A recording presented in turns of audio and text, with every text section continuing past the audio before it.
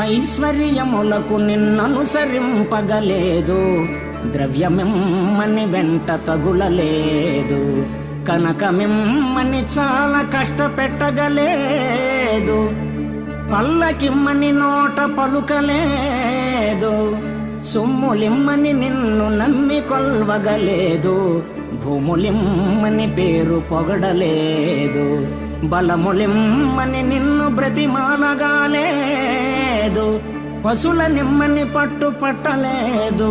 నేను కోరినదొక్కటే నీలవర్ణ, సయ్యనను మోక్షమిచ్చిన చాలు నాకు. భూషణ వికాస శ్రీధర్మపుర నివాస, దుష్ట సంహార నరసింహ దురిత దూర.